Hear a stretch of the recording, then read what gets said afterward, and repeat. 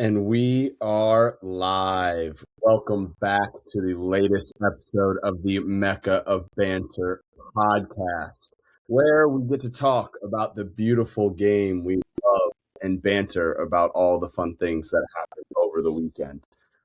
In this episode, it's all Prem. So if you came here for St. Louis City or anything about the MLS, you can click off now. We will be talking strictly about Prem, which gets me super excited because it's my favorite topic to talk about. But before we get into this spicy episode, let's meet the fellas that we will be bantering with. Let's start off, Mr. Lucas Winkleman, top of the table. How are we feeling? Said it, top of the table, furthering that distance between Manchester City, our strikers scoring goals. Well, you didn't really further it, but okay. From Aston Villa.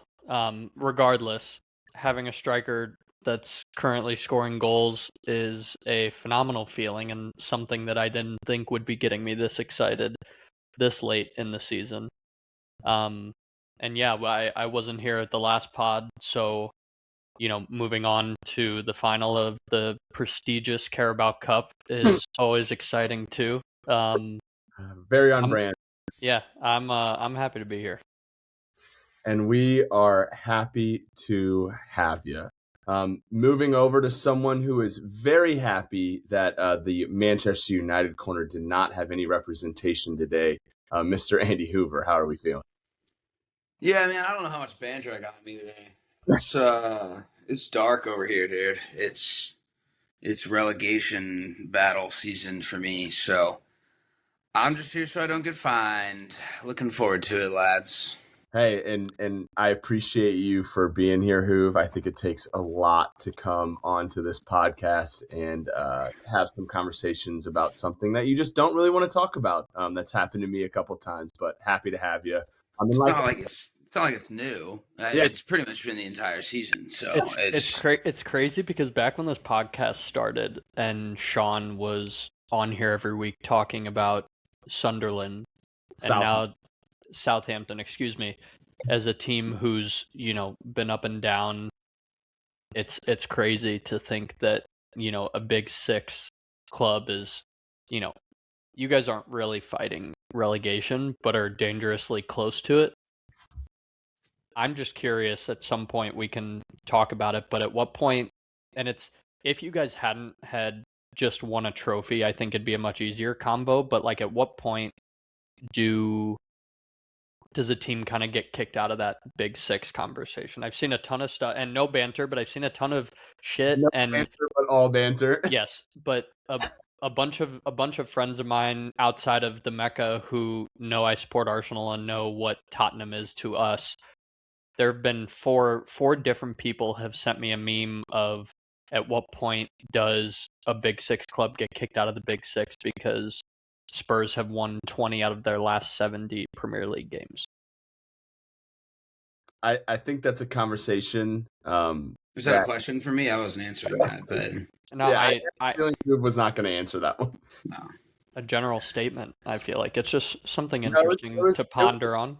The banter that wasn't banter from the good old Arsenal fan over there, Mr. Lucas Winkleman. But I will say, dark times over there at Spurs.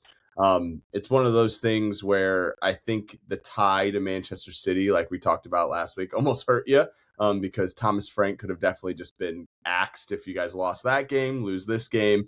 But yeah, as we continue throughout the year, Hoove is still on the roller coaster that is Spurs. I'm this close to printing out that picture of Thomas Frank holding the little Arsenal cup and just like framing it and putting it right behind me for these podcasts. We just hired a bunch of Arsenal fanboys. It's Vinay or whoever our sporting director is. He worked for Arsenal for 12 years, and Thomas Frank, first thing he did when he came into the job was praise the Invincibles. Like, you just don't get it, dude. They just don't get it. Yeah. Honestly, I know you probably don't want to talk about it, but it's a good transition into our Prem preview and our Prem recap, I should say. because you were the early game on Saturday, Manchester United versus Spurs at 6:30 in the morning.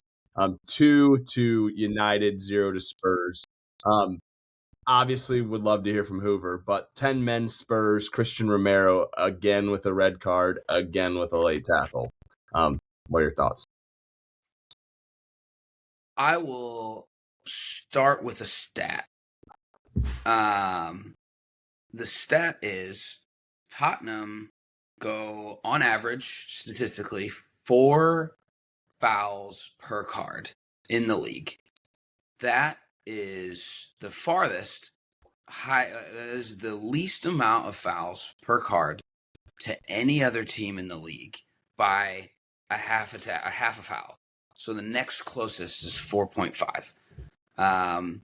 Manchester United, if anyone would like to guess, feel free, be my guest. How many fouls per card do you think Manchester United gets? 12. 21. Yeah, fucking feels like it. 7. Statistically, okay. 7. That's 3 more fouls they're allowed per game. On average, I'm not generalizing, but on average, 3 more fouls that they're allowed per game than Spurs are before seeing any sort of card. Is there a level of, generality in that? Yes. I mean, tackles are harder than others. It can be one's a clear nailed yellow, one's clear nailed red, whatever. But you just kind of look at that from the broader picture. It says a little bit about who is a favored, team. Arsenal are not far behind United with like 6.5.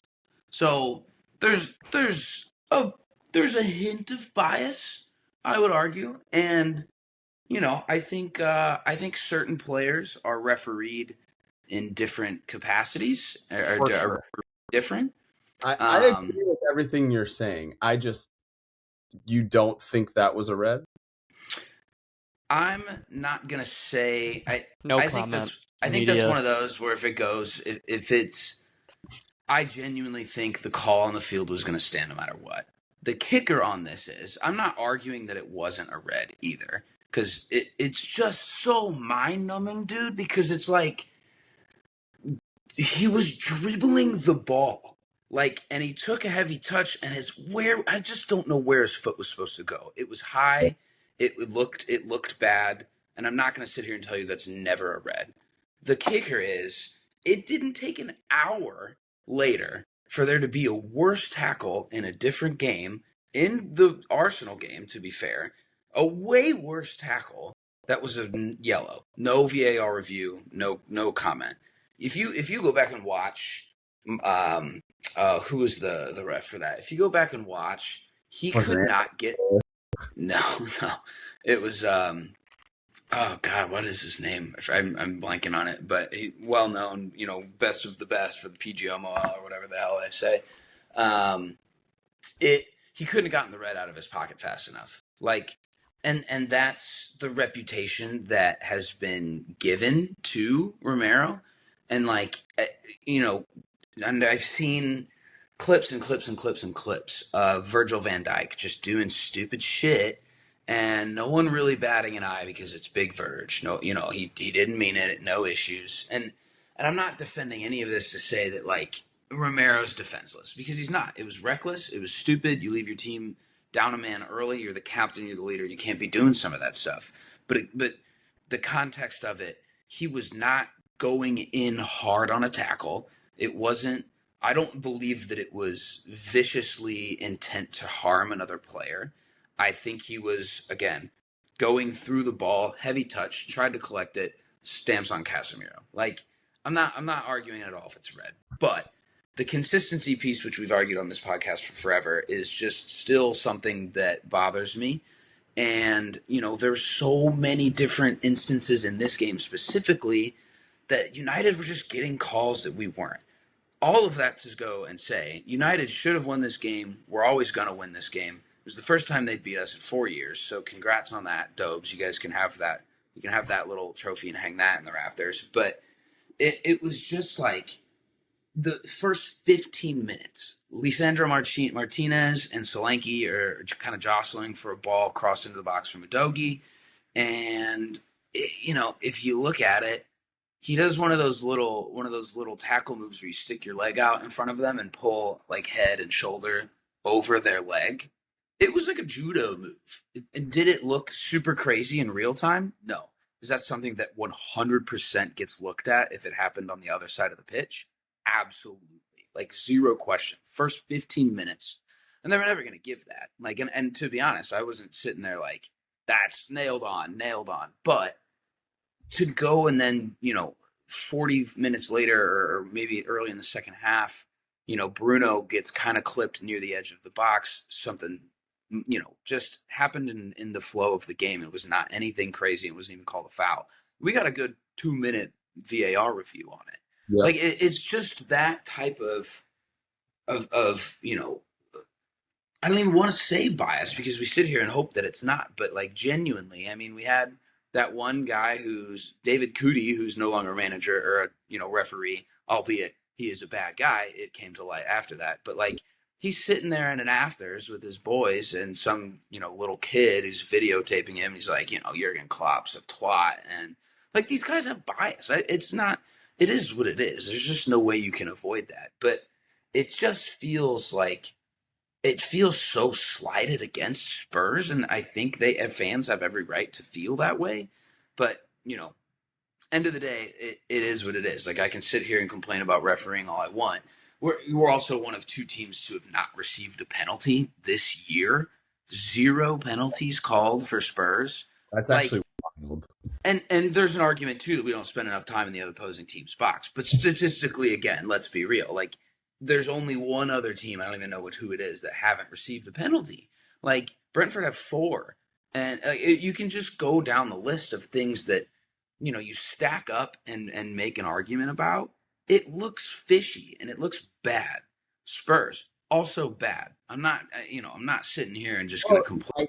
I will say, I think before the red, you guys didn't look awful. Like, I think we were in for an entertaining game. Like, I don't think either team looked dominant. Like, I think it was kind of going back and forth a little bit. I just think the red drastically changed the outcome of this. And maybe not the outcome, but I think, like, the entertainment value of this game. Like, I think the moment the red happened, it was inevitable what was going to be the outcome, and I see it. Spurs they hardly get themselves into games even strength. Like even strength, like Xavi was like, I think Xavi Simons is looking good on the ball. Yeah, and I think early on in this game, I was like, if anything, this guy may find the net once or twice. You guys might have a chance. But then once the red happened, it's like that's completely gone. You guys are literally having to just sit in a shell and hope that. And I hate to say it as well, like. The probably worst person on the field for you guys to go a man down to lose. Like, I feel like if you lose anyone else on the pitch, Romero's a great person to have on with 10 men. But like once he goes, you're like, like we have to. Yeah, it stinks. I also think Cunha is. I think he's playing really well. Also, Bruno's playing really well. United's playing really good footy right now. They're one of the best teams in the last 4 or 5 weeks, and I don't know if anyone's super against that.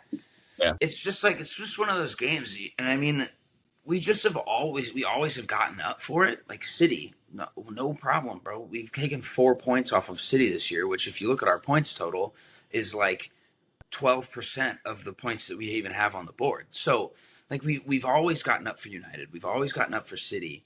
And you could feel that, like it was the case. But for Romero to bow out early, you're making subs that you have to do to bring on a defender. Like it's just, Dragisin comes in for Odebert, who's been one of our more exciting players in the last couple of weeks. It's just like you're shooting yourself in the foot. And none of this and all of this gets Thomas Frank off the hook. Like. The biggest piece that bothers me 100%. is Udogie gets hurt in the 55th minute. He's out for another couple of weeks, so that's super cool. Romero's suspended for the next 4 games.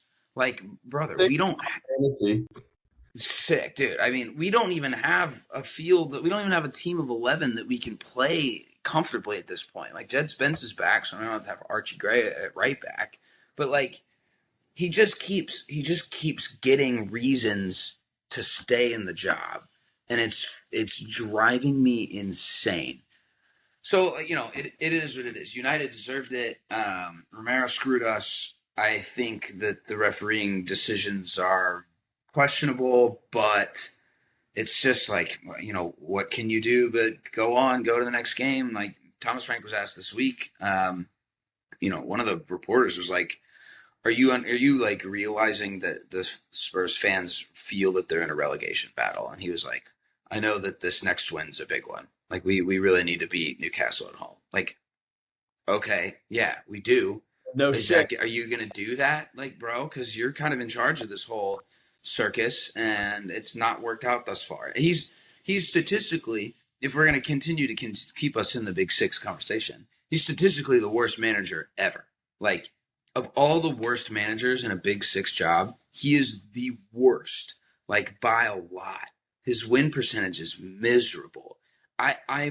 It feels like we're being sabotaged from the inside out. I genuinely do not understand it.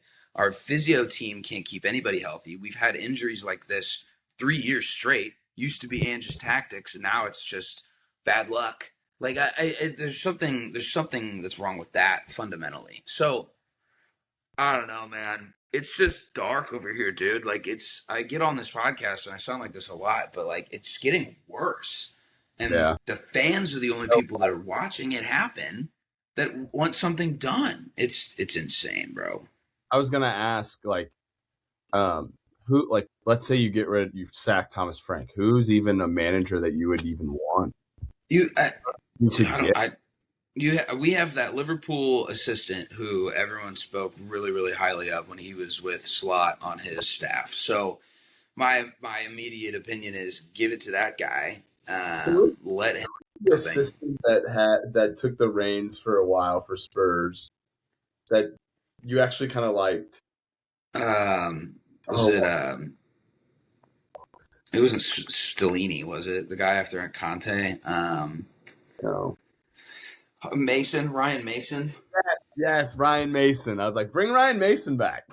Dude, Ryan Mason got a first-team job, first time ever at West Brom, and they were terrible. So I'm all right on that one too. But it just feels like, dude, anyone at this point has to come in and just at least, like, it feels like the dressing room's lost. Like, it's just no one's getting up for anything anymore except for Man City. Like, it just is insane, bro. I hate to continuing to talk about the darkness that is at Spurs, but like obviously Levy's out, right?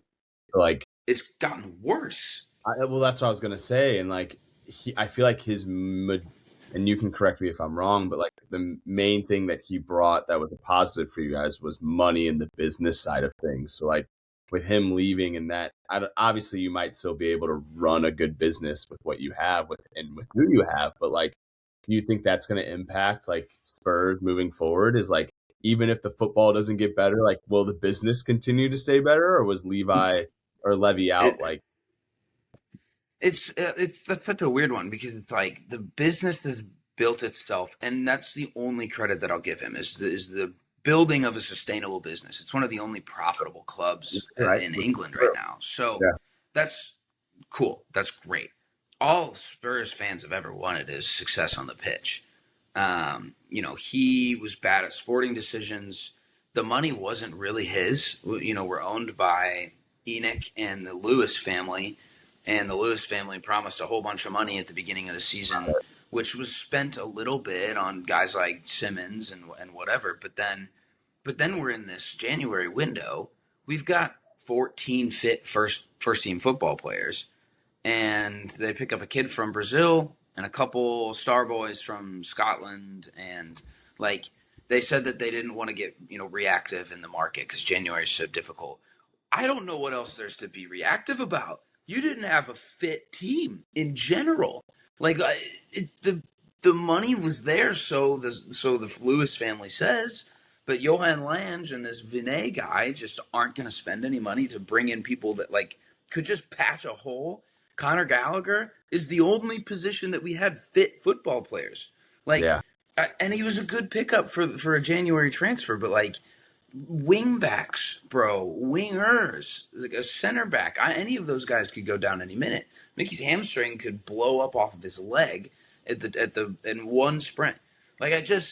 None of it really makes sense to me. So I don't know. Levy's out, and now it's like, all right, well, get these other clowns out too, because they clearly don't know what they're doing any more than he did, and probably less so in a business sense. It's unreal. Check on your Spurs fans, friends. Check on your Spurs fans. I love you, Who. Everything else is going great, though. Feel blessed. Yeah, we're blessed. And again, United deserved it. Congrats to United. Bruno is a really good player. Bueno scored for my fantasy team. So yeah, that's nice. What's a good little beat me is the fact that he scored and not Cunha. So yeah, probably so. Unfortunate for me. Alrighty, from bottom half to top of the league, Arsenal 3, Sunderland 0. What a transition. You know, I'm good with those. Arsenal, comfortable win on this one. Honestly, it's beginning of the year. You tell me about this game, I'm marking it on my calendar because I think Sunderland would have been a good side and a good competition. But I think they are dealing with a lot over there and changing lineups. I literally looked at their lineup before this game and I recognized maybe two of them, like two of the players that were on the pitch. So handedly taking it to them 3-0. Winks, what are your thoughts on it? Obviously, it was a good game for you. Yeah. First of all, shout out to Sunderland. I think that their manager brought Sunderland in with a clear plan. I felt like they were very well organized, physical, and they've been a tough team for several of the top teams in the Prem this year. They played us open like men. They pressed, they created chances, and there were very few times that they were forced to sit back in a low block. So they didn't play like Arsenal. Got it. We don't sit back. We had the highest line by a country fucking mile in the Premier League. Get that out of here. No, I was talking about the play like men part. Is what I was saying. We play like men, buddy. Get out of here. Watch any Declan Rice highlight reel from this season, and that'll show you what a man plays football like. But I don't want to talk about that midfielder this game. Zubamendi, fucking unbelievable, this guy. And I think for whatever reason, like, I feel like I don't even talk about him a whole lot on the podcast just because we also have Declan Rice in that midfield, and I think a lot of what he does tends to overshadow this guy. But I said at the beginning of the season, Zubamendi was going to be Arsenal's signing of the season, and I think he far and above has been that. Like, he opened the scoring for us, obviously, with that outside-the-box shot against Roofs, who has been one of the best keepers in the Premier League this season.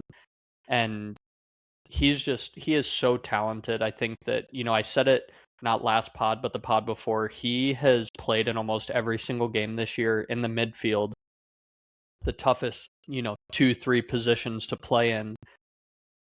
Without complaining, he doesn't ever get the spotlight, but he's an unbelievable player. That was a phenomenal goal, and his sort of playmaking throughout this season and that game specifically, I feel like I was really watching a team continue to sort of reclaim their identity compared to the way most fans in the Premier League see us at this point in the season, like over the course of the last few seasons. Our bench was a huge factor again this week too, obviously with Gyökeres coming on and scoring within the first few minutes.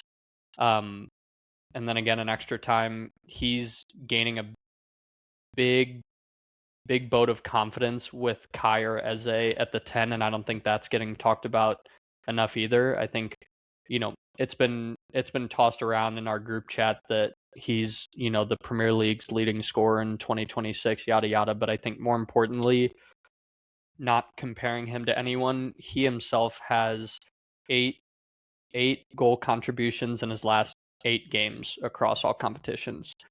I think he's finally coming into form since I talked about how badly we needed to get him the ball, like how we needed to get him the ball in order for him to succeed. Like you said that it was a good take in that moment, but getting him the ball in open play before defenses get the chance to get set, we've been doing that the last 8 games, and I think Sunderland allowed us to do that the way that they played less compact than most of the Premier League teams we play.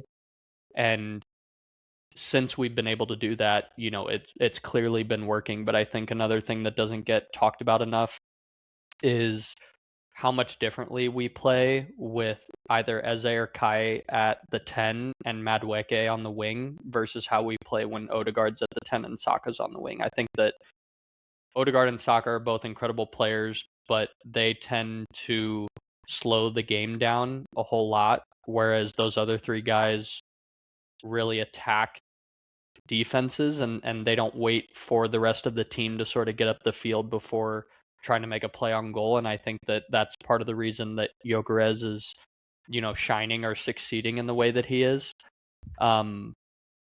because we're able to play differently. And I think that also speaks to, the depth of our bench having, almost a full front line of players who can either all play the game much slower and possess the ball, or having those guys, in those spots that can push the ball quick and not give defenses time to get set, and get guys like Gyökeres involved in ways that he was used to getting involved, at Sporting last year. So, great game. Sunderland, though, great team. Last year, the last 2 years, that would have been a game that we lost 2-1 in extra time every single time. But now being 9 points clear, I think, of course, nothing's done yet. This league is extremely unforgiving. We still have a long way to go, but 6 points clear. 6. Regardless, this league is, unforgiving. There's a long way to go, but I genuinely believe this year, this Arsenal side compared to previous years, we're seeing a lot more control and consistency, and we're not like the players that we're putting in, those Ezes and Kai and Madueke, we're not putting players in to just hold the ball and ride out a lot of these games and, just try and make it with scoring as little goals as possible. Like, we scored our 3rd goal in extra time, and then literally minutes later, you see Declan Rice hauling ass and intercepting a pass from Sunderland in the midfield. And I just feel like last year, that wasn't something that we saw from our team when we were still in first place, at this point in the year. So as far as the rest of the season, I think, yes, we're in the driver's seat, and yes, we're putting pressure on City to get 3 points every single week, but I think we're doing it with a little more authority than we were doing in prior years, and I think that's sort of the difference. We've got a good run of games coming up that I think we're going to be able to afford to really rotate guys. I think we'll see a lot more of Nkapie at wing back. I think, we'll probably even see some Skelly back there too, but I think, we have a good opportunity to really get some guys some rest and keep everybody healthy for this home stretch. Yeah, I was literally just looking at your guys' remaining schedule. There's a couple of games, but like it's not as bad as I was thinking. Like you guys have we have you guys, Newcastle, City, and like Fulham, but like those you know what I mean? Those are games. But I think the way that we're playing this year, No, I agree with those kind of games don't worry me nearly as much as they did, in prior years. So I agree. And I think you guys proved that with this game, like because Sunderland, like you said, is one of those like teams that they've had a good stretch of games this year, and they can catch anyone kind of on a bounce. So the fact that you guys were able to take care of them pretty handily is a good sign. Yeah. All right, enough talking about Arsenal. I'm sick of talking about you guys. Moving on to... Buddy, hold on. Before you go on, that if we had any of those other 2 boys, either of those other 2 boys in here, that would be the only bit that we'd be talking about Arsenal, because it would be a united little jab I agree. every single way possible. So I 100% agree with that. This episode, for everybody listening, fact that I hate Arsenal more than United, though. Okay, well, but for everyone listening, this episode is going to be a great episode to listen to if you don't want to hear nearly as much United talk when we're trying to talk about every other game going on. You're right. They're actually sending us United text messages right now, like literally about Bruno, etc. Yeah, which is wild, hilarious to me. But it still doesn't change the fact, Winks, I'm sorry that I just don't like talking about Arsenal. Like, that's just how it is. Because all of your Chelsea rejects are succeeding over here. Succeeding. They're not double agents this year. We're not double agent Jorginho this year. And yeah. We have Kepa leading us to a Carabao Cup final. Kepa tried his best scoring to double agent for you too. He really did. There were a couple. Hey, I'm happy that what I told you last year that you completely disagreed with, the fact that Matchweek better than Saka is finally coming to fruition. So, like, I'm just happy that that's finally a thing. I think they're both good players. They play differently. I still think Saka's better. Interesting. All right, moving on to an actual talented winger. Chelsea versus Wolverhampton. Cole Palmer with a first half hat trick. Yes, it was 2 pens. Yes, you guys are going to talk shit about it, but I forgot that happened. Confidence booster for the kid. I love to see it. Honestly, coming into this game, I was a little nervous. I'm not going to lie to you guys. I think this was a huge game for us. It kind of was going to be I say that, and they're literally Wolves are, and they're not even in last place, just in last place. They are absolutely abysmal. They are, but also Chelsea has a shocking performance in us every once in a while, and I was definitely nervous coming into this game. But we were able to take care of business. Obviously, Cole Palmer was the headline with his hat trick, but I do want to talk about who I personally think is one of the better strikers in the Prem right now, João Pedro. I think he is in such good form right now. He drew both penalties for Cole's goals. I think just on the ball as a striker, he's everything that I've wanted / asked for. He can hold the ball up. He can also be flary. And I thought he had a hell of a performance. I also love Enzo Fernandez at the 10. I think I told you guys a couple of times that I think that's the best for us moving forward is Enzo at the 10 and Cole out wide. I'm also super excited we didn't see a Garnacho start. I was definitely nervous about that after last week. I told you guys I don't think he should ever see the field based on his performance. He came on about halfway through. Well, no, it wasn't halfway. He came on late. Oh, well, 61st. You're right. It was a little bit earlier than I thought. And I think that's because our subs were kind of light. We had Esteval on the bench, but Esteval is still recovering from his family thing, I believe, because I think he would have started this game if not otherwise. So I think Garnacho was kind of our only option here, and we might as well get him some playing time. I hope that's what he was thinking, but I think the start not starting him kind of showed that like maybe we're going in a different direction, which made me happy. Injuries to Santos is not great for us. That actually really upsets me. I liked him a lot, and I think he's something that's going to be really good for us in the future. I also think this sucks because Reece James has kind of been iffy here and there. I don't think he has any serious injuries, but he's been doubtful the last couple of games, and I think we're not Reece James. No, I know he went a full 365 days. Then he was like, "Oh, I guess I can get injured now." The best ability. Unbelievable. No, I agree with that. I think Reece James could be something special if he was more available. But what I think is going to happen is when he comes back, he's probably going to play in the midfield more, which scares me because him in the midfield makes him more prone for injuries. So we'll see what happens. But I do like the midfield of Caicedo and Enzo kind of playing at the 10. I love Enzo at the 10. I think he's been balling for us all season. Also, Cucurella, can't say enough about him. I think he enough bad things. I think he's a baller. Piece of guy sucks. I hate him. He does suck. I understand why you guys think he sucks, but boy, is he good to have on your He's the team. Brad Marchand of That's a really good comparison. for any American footballers and hockey fans. You'll know what I'm talking about. But Hey, but Brad Marchand's a hell of a fucking hockey player, probably a Hall of Famer. that's what I mean. He's obviously a great wingback, but he's got a giant nose and he's just fucking annoying. The other takeaway that I have from this, and I'm gonna openly say it, I think I said it a couple times. Liam Delap, dude, fucking sucks, bro. I thought you were gonna say Sanchez finally had a FOTMA rating game of 7 or more. Well, I've said this multiple times. Sanchez will have worldies. He'll have like 5 incredible games, and then one unbelievably dumbass mistake that just makes you absolutely hate him. So like that's coming. He hasn't had one in a little bit. I think the last one. Yeah, it's on the cards. It's definitely in the future. So if I'm a betting man, I might be spamming a Sanchez fucking red card next game because that's very well happen.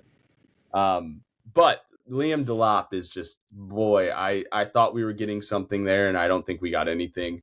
I truly think Mark Guiu, our like 19-year-old guy that we got from Barcelona, I think he's better than him, and I hope we start seeing him more because when Liam Delap comes on, by no means do we get better offensively, and I don't think that's a good thing at all. He plays football like I play pro clubs. Like correct. Just spam sprint through the line. The difference is I back when I'm up top. You can finish. Yeah, I got a touch. Yeah, well, and EA is just a broken ass game too, but that's nor here nor there. But hey, 3 points is 3 points. And honestly, Liam as the manager, we're getting a lot of 3 points under him is all I'm going to say. I have to back him at some point. Am I completely bought into his identity and what he brings to our club? I don't know yet. But hey, he's bringing us 3 points, so I'm not going to complain. He's such a doof, dude, but you can't argue that. I agree. I don't disagree with you. He's getting us 3 points though. And it's something that consistently has been in question for a long time at our club. And I'm happy to see us get 3 points. Because like I said, what did I tell you guys? Before this game, I was nervous for 20 place fucking Wolverhampton Wanderers. That's insane. I should not have that feeling. So like the fact that we were able to take care of business makes me super happy. Also, I believe I read this stat. I could be completely capping on this, but Cole's the first person in Premier League history to have 3 first half hat tricks, which I thought was just kind of a cool stat. He had 3 goals in 27 minutes. Obviously, 2 were pens, but I think the third one was a great finish as well. Hey, you got to finish your pen. 3 goals in 27 minutes is the equal amount of goals that Bukayo Saka has in 4 months. So just for context. And that's he's also the penalty taker, right? Am I wrong? What? No, you're right. And that's why my transition makes sense of talking about an actual winger with Cole Palmer. Alrighty. Well, moving on past Chelsea's victory over Wolves, we get to talk about. Let's glance on Liverpool City. No, that's what I was going to say. Oh, okay, cool. I didn't see that. We're going to talk about the game of the weekend. In my opinion, that was nuts. Liverpool versus Man City. 10 men. Liverpool. City scores 2 late goals. To snatch points and break all of Arsenal fans' hearts. What are your guys' thoughts on this one? Because I completely agree with you, Hoop. I wanted to touch on this. This was an incredible game to watch. Yeah, dude. I mean, that Szoboszlai free kick was insane. Nuts. That was nuts, bro. Insane. And so the guy's a technician. It's funny. So I've told you guys a couple of times, this has kind of not whatever. Riley is getting in more and more into football, and she remembered his goal against Arsenal, and she goes, nice. she goes, this could go in. And I was like, you are right, Riley. And then he banged it. And also, can we talk about the wall? The wall was nuts. That was criminal. There was a 2-man wall with Dominic Szoboszlai taking a free kick from probably, 35? Yeah, it was like 30-something. And it was funny. I was trying to explain this to Riley. The ego that Donnarumma must have to literally, because they go into that wall, they turn around, and he's holding up a number, and that dude's holding up 2. You're insane. I think that's karma. And I'll give you a little bit of ball knowledge credit on that too, because the commentary didn't glance on that at all. Like, you mentioned something, the rest of the group was like, "Wait a second, yeah, that was nuts." Also, the way he hit the ball. Right. I've taken a lot of free kicks at the top of the box, and if I have an opening to hit an outside of the foot that bends towards the right, I'm hitting it every single time because a goalie's not used to that trajectory. And like the fact that he was able to bend it that way around that wall, it should not happen. And like one more man to the right literally blocks that opportunity. Yeah. Like, I literally almost was like, I'm gonna hit it like this because of this wall. And that's, I think, some even more credit to him. Like, he can hit them any way you want. Like, though it was a very different free kick to the one he scored against Arsenal. Correct. Like, the guy's got a whole locker of different techniques. So that was awesome. Yeah. I mean, all of that to go to waste, though. All that to go to waste. Yeah. All of that to go to waste. Dude, was it Flan sent that tweet in? It was like, you have to respect. Oh God, I'm blanking right now. The first goal. Good Lord. Silva. Yes, Bernardo Silva. It's like, you gotta respect Bernardo Silva. He's been mid all year, but he hates Liverpool so much. And he gets up for every single one of those games. That was a captain's awareness finish. Like, he was prepared for that possibility 110%. And Alisson's probably not saving that 5 yards out. But I thought that was experience as well. The man's probably been in similar situations before, and I thought that was genius. It was a good finish, and just the putting yourself in the right position to be there for that. That was sick. And it was the easiest live bet I've ever had in my life. Yeah, and it's like, but that's the kicker, dude. Like, it really didn't feel that way until they scored. Like, up until that goal, they were not great. They were just bang average. Me and Riley were both stressing about the fact that Arsenal was about to be 9 points clear. And I put more money than I typically put on Man City double chance, so win or draw. And then Szoboszlai scores this free kick, and I was like, "You've got to be kidding me! Like, they have to win this game for the title race. Like, they're not in it at all." Semenyo looked off. He was taking heavy touches everywhere. Krupp mentioned that he didn't look comfortable in whatever type of formation and style they were running that day. It looked weird. It all looked off. But, really 2 bang plays. And I thought the Alisson pen was a pen. I didn't see any sort of – I didn't think it was I think it's a pen. I think the thing that has to be in consideration is it's something like – and sorry if any of our non-American listeners don't get this reference at all, but like pass interference in football, if the ball is so thrown out of play, they just don't call it. Like, I feel like this touch was so not gettable that I'm not saying it should take away from the pen, but like, he had a really bad touch, and like, I don't think he was getting to it regardless if he's touched by Alisson or not. And so I just think that's something you have to think about. Now, does his touch change because of the tackle that's coming into him? Absolutely. So, like, there's definitely things. But, like, I think that ball he was never getting to it. He touched it, had a bad touch, it went out of bounds. I think he was saved by Alisson's tackle. Yeah. No, I wouldn't argue that at all. What a fit from Holland. Yeah, great pen. Szoboszlai talking to him for 5 minutes before the VAR. That was good. They were just chirping. I wish we could get a mic'd up of what he was saying, because he was just trying to chirp him so hard. And Holland was smiling at him, and then he just buries it. Oh, unbelievable. And then the end, like the actual end, it should have been 3-1. But that also, I think that's going to be crazy, because like Szoboszlai's out next game now. Like, the red card is huge. Dude. And I even Pep said it. He's like, look, it did not need to get re-refereed like that. Correct. Like Correct. it screws Liverpool for with Szoboszlai out for a while, and yeah, I think 20 minutes previous you go back and you give the red card, and it's just like we did.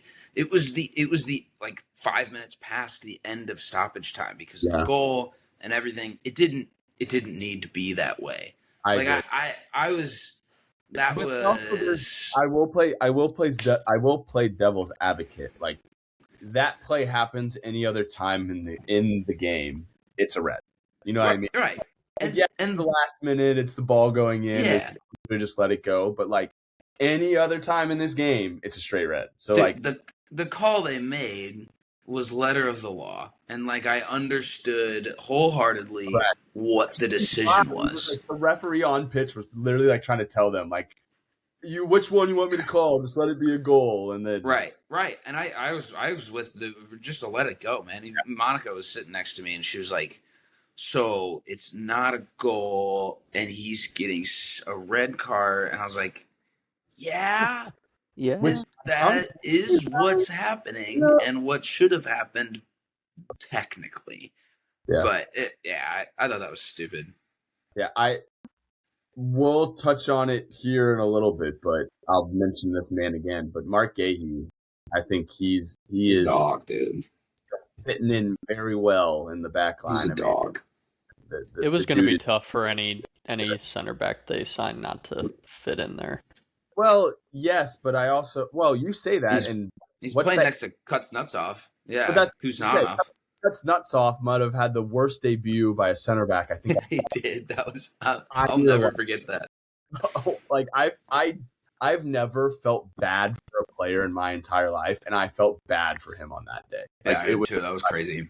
Like, and Mark Gahey by no means looks anywhere near that. So like, no, it came in, put a shift against Spurs. Yeah, put a shift against Liverpool. It could very well happen.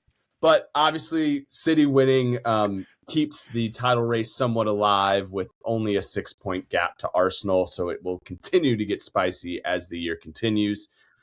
Moving on to a little bit of a preview of match week 26. Chelsea face Leeds. For me, I this is once again like need the 3 points. One of those games that in the past I'd be nervous for, but with the side that we have and with the talent, like this is a must win for me. The other game that's a spicy one in my opinion, Spurs Newcastle. I think this is also a little bit personal for Mr. Andy Hoover as his old roommate is a Newcastle fan. So this one will be a fun one to watch. I bet will be flying. He'll be working and he won't text me until the final whistle, and I just need it to be a win for Spurs. I just need it. I think most of us need it to be a win just for the sake of. I mean, do I get relegated from the podcast if Spurs go down? Is that how this happens? Because I need it, bro. No. Only if Max can take your place. Chelsea, you can just come join. It's not that if we're gonna keep a big six, the only big six is maybe Villa, because Newcastle is gonna keep being mid for the rest of their for the rest of the life, of my opinion. A lot of money didn't pan out, but bro, Villa was in the championship not all that long ago, so I mean it's always on the table. He will not get mentioned in the next segment, but I think an incredible signing is Tammy Abraham. Like we kind of haven't really touched on that at all, but I think that is a big signing for them and will do them a lot of benefit in the future. I think having those two as strikers, Ollie Watkins and Tammy Abraham, is nice. The other big game, United West Ham. I'm interested in that one. I want to see how United can take care of business. They tied the haircut final. They tied the reverse fixture, so who knows? And what is this game? This will be when the kid can cut his hair. This will be at London Stadium too, so it's away for United. This would be so United for them to lose, and then that guy to just not get to cut his hair, and he has to fucking wear it for probably. He got lucky with this whole 5 wins in a row thing. Because if they were in the Champions League, we wouldn't even be having this conversation. That boy's hair would be as long as the Amazon. If they were in any other competition other than the Premier League. That's a good point. Yeah, that's a good point. Literally any other competition. We would be like, okay. They just got out of the FA Cup and Carabao Cup early enough that They didn't have to. And I'm not even talking those. Like, put them in the Conference League, and we're still like, geez, like, who knows? It might. You're tying Rangers. Yeah, I honestly, in the United, I love that the United boys aren't on here for this, but like, I truly think the fact that they don't have as many fixtures is really benefiting them 100%. right now. That's why they're the most dangerous team in the league. And I think they'd agree. Yeah, and I they've finally gotten a like starting 11 that they can consistently go with. So now they're just like every day at training is just building and growing, and like I think they're very lucky, and I think they can be dangerous. Yes, but we didn't really touch on it, but I had asked Henry and Dobes, for their statements for this week for United, and all Dobes said was that kid could cut his hair tomorrow. And I just want to make it known on this podcast that the biggest thing happening at Manchester United right now is that some influencer might get to cut his hair if they beat West Ham. I think it would be hilarious if Carrick was the one who got to cut his hair. Like, I think there's so many good content outcomes that can come from it. I will give them that. But I also agree with Winks. If they get involved at all, it would be such good banter for us for the fucking. Oh, that'd be incredible. Build this guy a statue in front of Old Trafford. Crazy. Unreal. But yeah, we'll see if they get it done. Other game, Liverpool versus Sunderland. Like I said, Soboslai's red card may have an impact in this game. I also think Wirtz it does. Finding form, so we'll see what happens with them. They don't have a healthy right back. They do not. He was in right back for him. He was. So that we might see another center back go out there, or possibly a center mid. I don't know. We'll see. Maybe they bring. However, I think similar to not having Szoboszlai next game, Xhaka will be out for Sunderland still with an ankle injury, and I think he's been the absolute engine for Sunderland all year. So, this would have been a fun game to see Xhaka 3 months ago. in. Yeah. Yeah. I still think Liverpool will take this one, but I don't think it's going to be as easy as Liverpool fans might think. And I know that Butch is still very much he said on his statement was, make sure you mention I am still on the slot out train, which is it's getting closer and closer. I don't think the fans or the listeners understand how much weight Ryan Butchart saying a manager out has. Like, it is bad if Ryan Butchart is saying that he wants a manager out. Like, there's a short period of time he said he wasn't even going to watch another game. I was like, oh, it's bad. Like, the fact that Butch is saying this means that Liverpool are in turmoil right now, and they need to figure something out, because that man has never really ever said that, and they've been in some sticky situations. So the fact that he's slot out is definitely something to pay attention to. The other game to note is Arsenal versus Brentford. Another great hate watch for everyone out there. And we'll see if Brentford can come away with I think this is a textbook game. They've scored a lot of goals this season, but they've also given up a lot. And so I think with the way our front four playing right now and the way our defense is playing, I don't see how we aren't able to contain Thiago at the back, and equally so, depending on the lineup we put out, put in 3 or 4. Yeah, we shall see. I think that the lineup here is going to be interesting.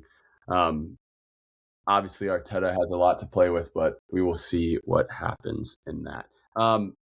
Moving on from match week 26, we are going to end the podcast with a fun little segment that I'm going to name off the top of my head as the way too early season ending rewards. Awards. Sorry, I said rewards. Awards. Awards. Holy shit, Nick. You can say it. Awards. Sorry. They're not winning anything. No, you're right. Sorry, you're right. Awards. But we're going to go through player of the season, signing of the season, flop of the season, and manager of the season. And I'm sorry, the reason why I'm a little distracted is TGL is on here, and they just hit a hole in one. So that's kind of sick. Oh, damn. But let's start. All three of us, we kind of have picks for each one of those. We will go through them one by one. I kind of want to save player of the season for last. So let's do that. So Yeah. can we start off with flop of the season? I think this one could be a spicy one. I say we go flop of the season, signing of the season, manager of the season, player of the season. Do we Cool. like that order? Yeah. Yeah. All right. I think there's a generally accepted one, but I've also got something else. Correct. And I kind of mentioned it a little bit earlier in this pod because I think there's just an obvious answer for this one, which is the $100 million striker that Liverpool pay for that is clearly going to probably ride the bench for the remainder of the season, which is Isak. I think after all the drama that went down with his signing and everything that was that saga, the fact for him to get outshined by Ekitike, I think is hilarious. And I think it's not even close. I think Ekitike is levels above Isak at this point, unless Isak has a performance that absolutely blows my mind. Obviously, he's been injured here and there, but I just think Ekitike is way better, and I think they've wasted a shit ton of money. And it's very unlike Liverpool. They're not known for spending that much cash. And I think the fact that it is not panning out the way they wanted to is hilarious to me. And I think that's spicy. And it only adds more because of with it being like within the saga, him holding out on Newcastle only to come into the Liverpool team completely not match fit. Like it took him forever to get up to speed. He gets up to speed. He gets a run of games. Ekitike loses form because he's not getting starts, and then he's ass. Like I think honestly that just kind of doubles down on it for me. Like he's just been, and it's obviously the injury is the injury, and I don't wish that on anyone. But like you can, you just kind of got to look at it how it is. But I had a rogue, a second shout on this one, and Nikki might agree. Alejandro Garnacho is terrible at football. Okay. I was going to literally, like, if neither of you said that, that was going to be my, like, oh, by the way, I think Garnacho is definitely up there. I have Gittins over Garnacho in this because that man had a great year in Germany last year and is currently losing minutes to Garnacho on the wing. Yeah. That to me is losing minutes after such a great season, losing minutes to a guy like Garnacho is even worse in my opinion. That's fair. I had him and I had Kolo Muani as my other one. Gosh, and it's partially, you guys have had a shit ton of injuries this year, and the entire team is in the form that you guys are in. But I also know that he, came in to replace one of the greatest Premier League strikers of all time in Harry Kane. That those are tough shoes to fill, regardless. But just similarly, what we saw from him last year, he's been toothless. Well, and it's like he's on loan, so I think it still can be factored in as a flop. But brother, 0 goals and 0 assists in the league with 17 games, and on an injury-ridden team where you're the only one who's not been injured. Like that's bad, dude. And he's not. Well, I don't think anyone's set up to score goals on Spurs in the moment, but he's still a striker, and you're a striker in the Premier League, and you're given 17 games and a side that's probably feeding you. Like, Solanke came in and played 60 minutes against United or City and scores 2. Like I think that's all you need to know. I honestly, Isak has been his own thing, but for a guy who's been healthy all season and been able to try and make a mark, I agree, dude. Well, Moani's been miserable. Yeah. No, I think all of ours are pretty accurate and good flops of the season. Garnacho, I don't even enjoy watching him play at all or in the slightest in any bit of way. Okay, moving on from flop of the season, let's go to signing of the season. I'm really interested for what you guys have. I think mine's kind of predictable, but I also think it could be a surprise to you. I'll go last. Winks, you're muted. If it's João Pedro, just say it now. It's not João Pedro. He's not. Okay. My signing of the season is not on Chelsea FC. Okay. I wish I could say the same. Well, yeah, we knew what was coming. It's probably Zuberman. I mean, and honestly, I have 5 guys written down. But if I had to pick one, I'm going to pick the guy in a position that gets very overlooked, as we know, in the Premier League. As you know, especially with Caicedo on your team, I'm picking Zubimendi. He's started 24 of 25 Prem games, and this is excluding all the other tournaments he's played in, which he's played in all of them. But he's played in 24 of 25 Prem games, starting, has played in all 25, 5 goals and 1 assist from the deep midfield, which is more than Caicedo. And he's arguably one of our most important players in the squad outside of Rice. I'm saying it like it is, and we both know how much that position specifically gets overlooked, especially in this league, and with him not being English. Well, when you're next to Declan Rice, you look good, so. It's also hard to look good in that shadow in a way, but I think Zubimendi is the engine in our team, and I think the best ability is availability, and he has been there the entire season across 4 competitions. So I think when he's off the pitch, I don't see a huge change like I do when other people are off the pitch. So he's never off the pitch. Nick, what do you have to compare to? He's always on the fucking pitch. Zubimendi, he's literally always on the. You can't make that statement when he's never not on the field. But he doesn't start every single game. He's started 24 of our 25 Premier League games, and he came on right after half in the one game he didn't play. That's not the only game you play. That's not the only competition you play. He's played in 99% of our games, though. Your sample size isn't big enough to see what our team looks like. But his ability to control the tempo from in front of our back line, and with how deep he drops, there are so many times when we get the ball in the offensive half that he's dropping deeper than Gabriel and Saliba are to be that first man on the ball. I'm just saying, for a signing of the season, he's on the team that's in first place in the Premier League right now. He's my signing of the season.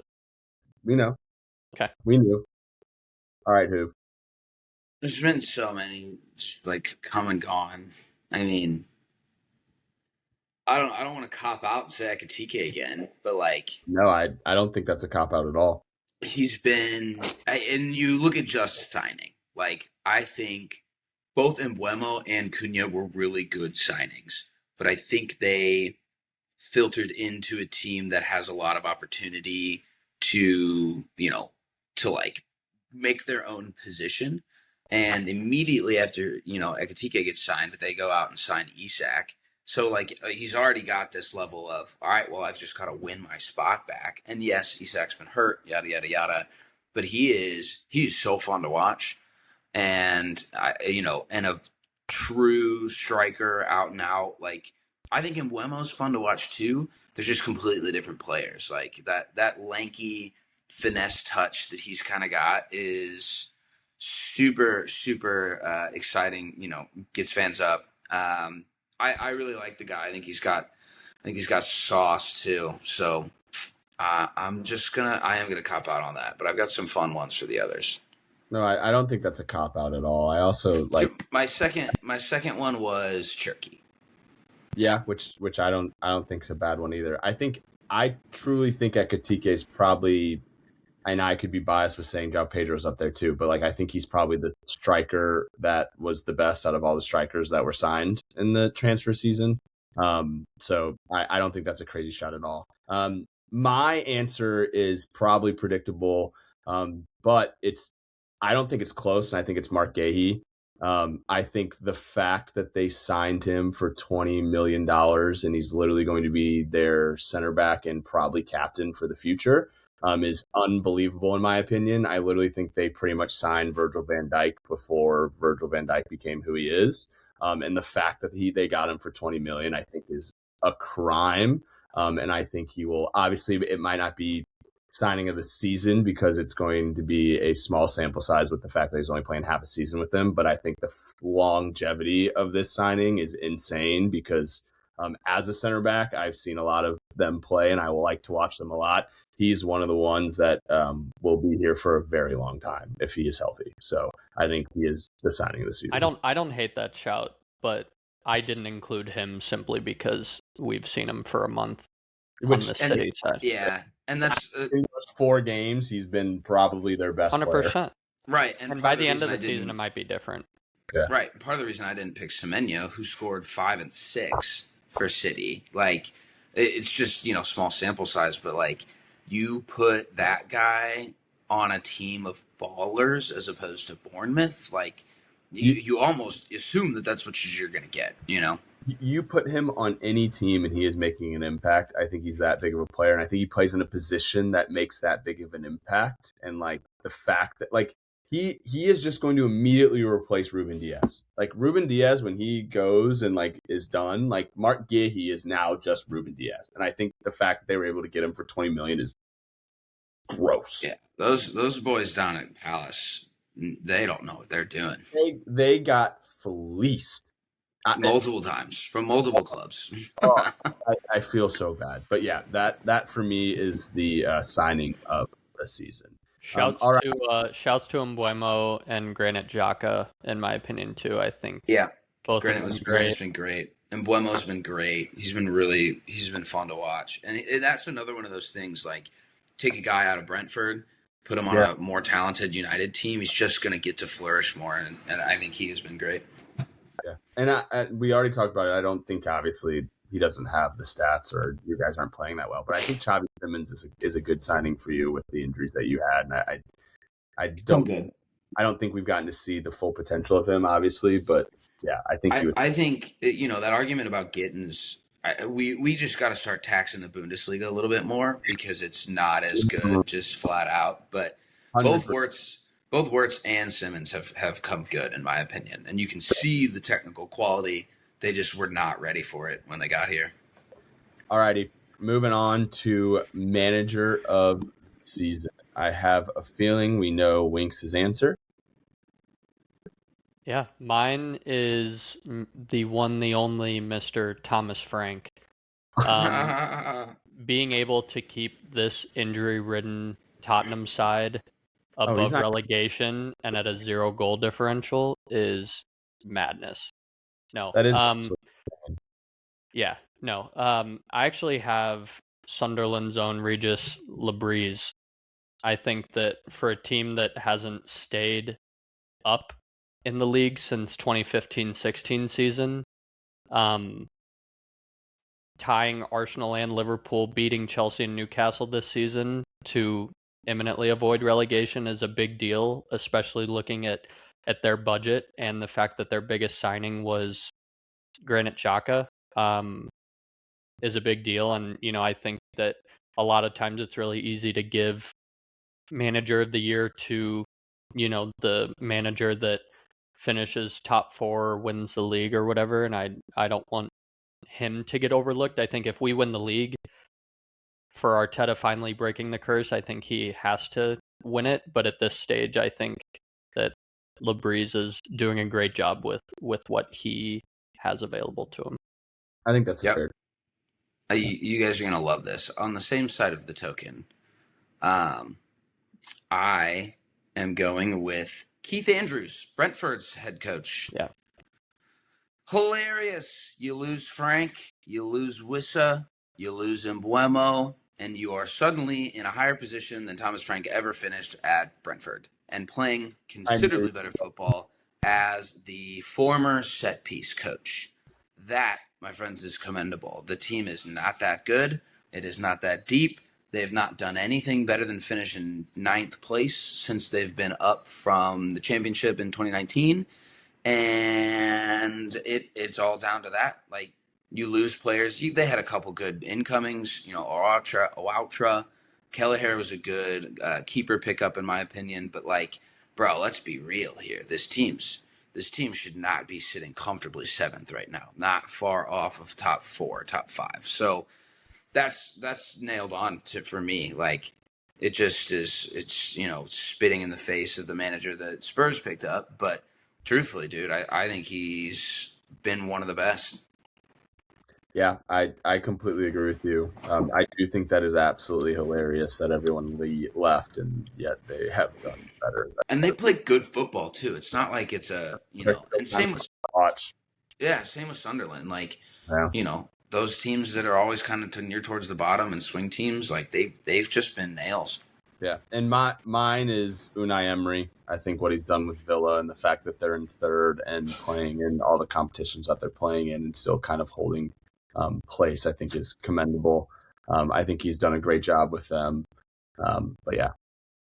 Our biggest shout at Villa at the beginning of the season was them not being able to consistently keep up with all of their competitions, and they have.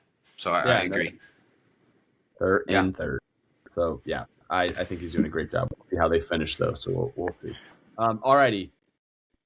Player of the season so far.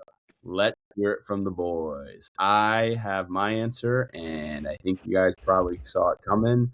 I think it's Erling Haaland. I think his ability to put the ball in the net is something we haven't seen in a very long time. And pretty much the easiest bet that you could ever make in the Premier League, I think, ever is Haaland to score a goal in a game nowadays. And I don't think that's ever been the case in a long time or in a couple of years. So I think he's so fun to watch. And yeah. Go Wings. I have Haaland too. I think Bruno is an easy second place.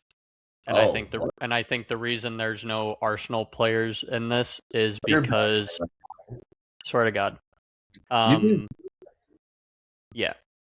Oh, over Declan? Yes, only because of the way I see it is we have extremely significant contributors on our team all around the field. I think that what Declan's done phenomenal, what Zubamendi's done phenomenal, but I think when you look at one team and you look at okay, who's their best player? Ours, it's usually pointed out. I don't know, Gabriel's right there, Declan Rice is right there. I think there's multiple players for Arsenal that could be there. I think Declan Rice might be 3 in my opinion, or Gabriel might be 3 in my opinion. But I thought I was bantering saying Haaland over. I was being dead serious on that. No. I think all 3 of those guys, maybe even all 4, including Gabriel in that, isn't a bad shout. But I think the goal scorers typically get the Gabriel. Okay, they're both phenomenal.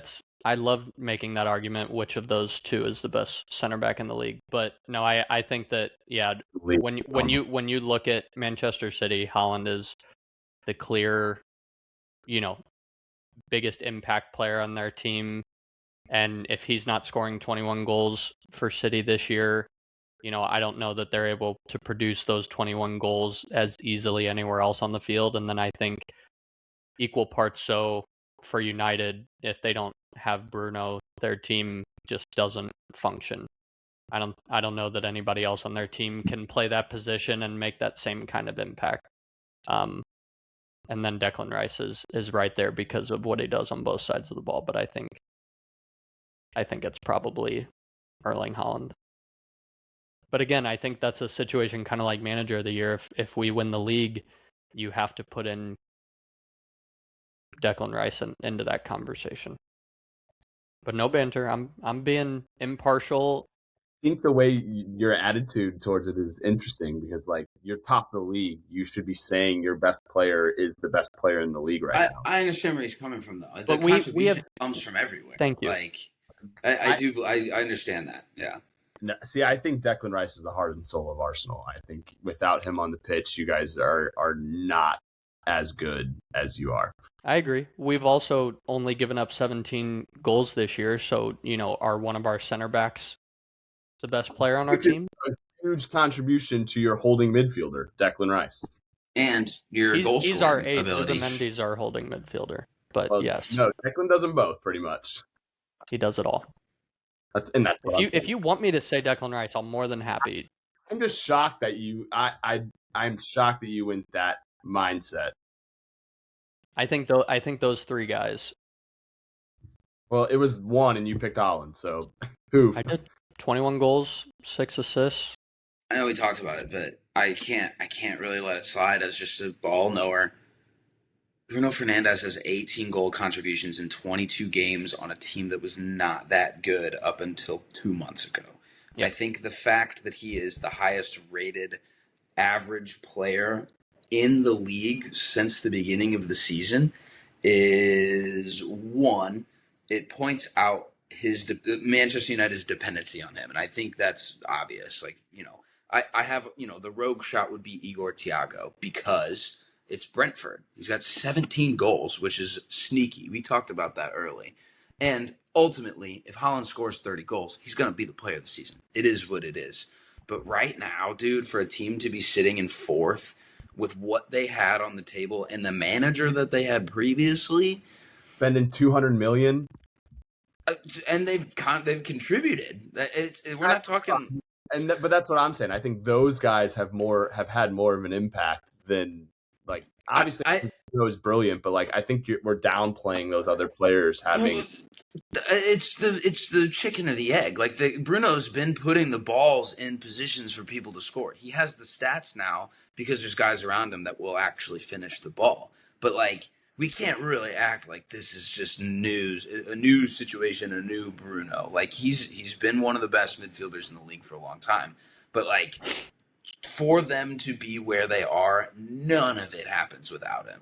And 18 goal contributions. He's the most assist. That's where I think you were right last year, but with the players that he has around him now, I don't think that's the case. Like, I think they went through a fired manager and a terrible stint of the first half of the season. But like, it might have been a little banter before, but I like genuinely think a Mason Mount could go in and they could. I think that's delusional. He's got 12 assists. No, you're right. The next closest is Cherky with 7, who's feeding Haaland, who has 21 goals. Like, yeah, that the Cherky getting shouts here would be like, well, he's feeding Haaland. He only has 7 assists. Like, he's just setting him up. And he's been that guy. And when he gets to play forward, he's really good. That's also just some spicy banter for the United boys watching, because I know they're going to be throwing their phones at this point in the pod. Dude, I wanted it with my whole soul not to say him, but I would be remiss as someone whose knowledge is accredited, and he has been one of the best players of the year. By United boys? What? I said accredited by the United boys? Oh, I mean, Dobes has been up his butt for years, but it's, This is the one that I'm going to sit down and be willing to accept. It's like Mo Salah. None of us like watching Mo Salah. None of us have really been like, oh, he's the best winger in the world. He scores 32 goals in a season. It's kind of like, well, you know what? Comparison. I think that's a great comparison, dude. Like, not your favorite guy? Bruno Fernandes. Oh, they're going to love that. Yeah, but... That's a great comparison, who? This was the season. This was the one that me as an accepting ball knower, he's been fantastic. And he's been fantastic for years, but he has been far and above the best midfielder in the league. I don't know statistically if you're allowed to even argue that. Enzo's been good. Yes, Caicedo's been good. Rice is fantastic. Like, we can throw out all these names, but in terms of like an output point of view, guy contributes. Yeah, you're not wrong. You are not wrong. And that is where we will end this episode of the podcast. I appreciate all of you guys for listening. If you made it this far, as always, follow us on all the social medias, the TikTok, the Twitter, the Instagram, every single thing that you can possibly think of. We're probably on it. So give us a nice little follow. Let's try to I want to actually get a goal. You know what? I'm doing that right now. Let me pull up our YouTube subscriber number, and I want us to actually try to hit a goal by let's say the end of March is what I'm going to set that goal to. We are currently at 197 subscribers, which is more than I thought. That's way more than I thought. I think by the end of March we should have 300 plus subscribers. Damn. I think it can be done, boys. I'm gonna be honest. I think it can be done. We're at 197 now. I think 300 is an obtainable number. So I'm asking here, go smash that subscribe button and let's get it to 300. 300 by the end of the Premier League season, I think is a great goal. Yeah, that okay. I think that should be the goal. You are right. Not the end of March. I think that's achievable. Yeah. Smash subscribe either way. Smash that button, baby. Pretty please. This is how we make our money. So yeah, clearly we're on tough times. We clearly don't have full-time jobs. So all righty, but cheers, boys, as always.